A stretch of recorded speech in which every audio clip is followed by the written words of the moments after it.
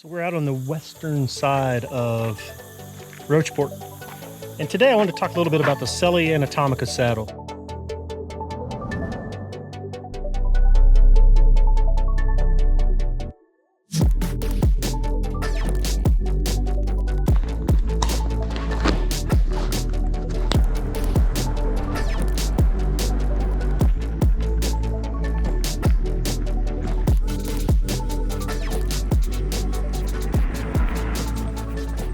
So many of you know I was a Brooks rider on the FX3 for quite some time, and when I got the ECR, the Surly ECR, I put the Brooks B17 Imperial, which is the B17 with the slot cut out in the middle. I think it has a different name now, but I put it on here and it just wasn't working for me. I mean, I kept adjusting and changing it and moving it around, and I don't know if it was due to the changes in the bike geometry or what, but basically I just couldn't get the fit right. I was having discomfort, could never work it out. So it reached a point where basically I just decided, okay, I'm going to try a different saddle. And I really do enjoy leather saddles. So I had heard a lot about Selle Anatomica. So I purchased a Selle Anatomica, the H series. So I'm going to show you a little bit about it. So the first thing you're going to notice about the Selle Anatomica is that it doesn't come down nearly as far on the sides. And it's definitely got a nice big long slot cut in it. It comes through here, a long nose, and a little bit wider on the back edges than the B17. Not tremendously, but a little bit. But it's definitely a softer saddle when it comes to flex. And this is good and bad depending upon if you have any issues when you're riding. But when this flexes, you'll notice that it does flare just a little bit. So if you have a tendency to have rub in this area right here, this saddle might not work for you. This hasn't been an issue for me because I've been able to just ride without a problem. It hasn't been any problems, but there is no place to, like, if you remember on the Imperial, there's lacing points where you can tighten this up. And while there is a tensioner on the front of this, you know, there's only so much you can do to maintain that. What you really want is you want that flex. So according to Selle Anatomica, what they're going for here is that when your sit bones are on the saddle, that as you pedal, this can move independently. And it does a pretty good job. This nice cutout here is really good for tailbone pain.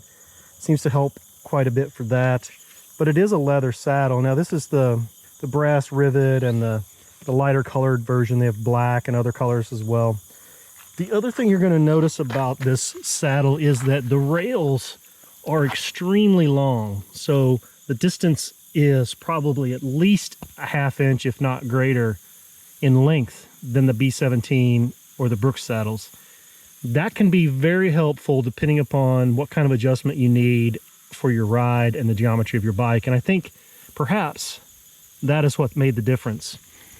I don't notice any issues as far as discomfort with rivets. I know some people have talked about that. The saddle does have a lot of curve to it. So if you're not used to that, or if that's uncomfortable for you, you may not like that. As everyone knows, saddles are completely, you know, whatever works for you, it's very subjective. What works for one won't work for another.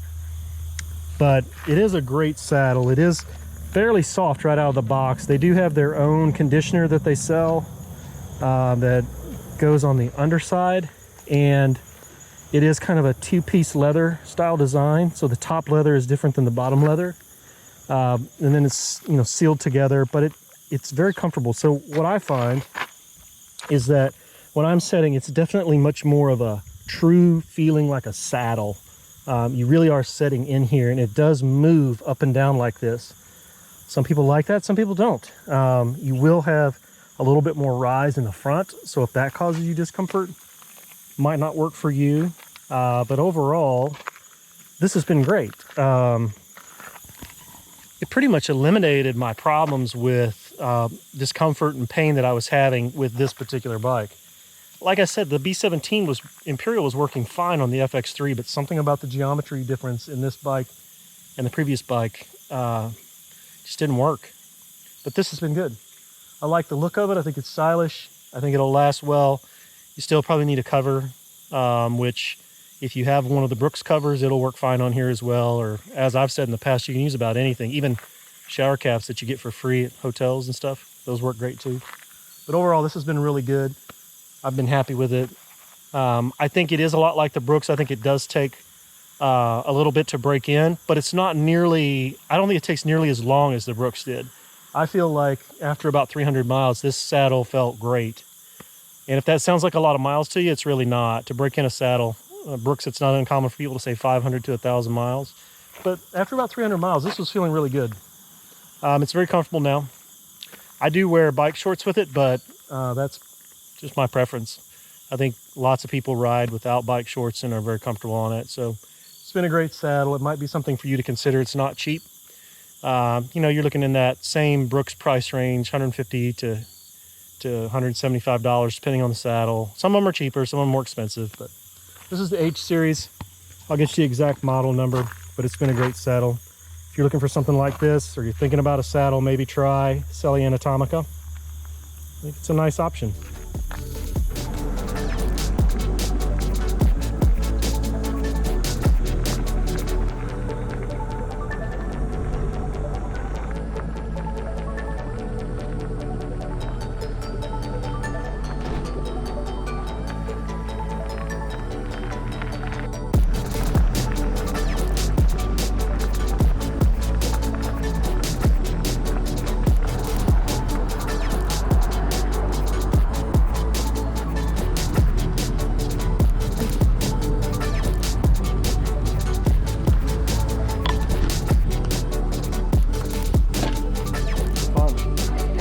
Trying to get them all in there.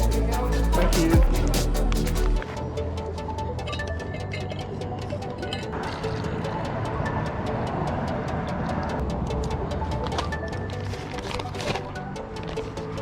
Aroma is a great local coffee shop. If you haven't ever been there and you're ever in this area, stop in and grab a cup of coffee, and you can buy their beans by the pound. So I grabbed a pound of those.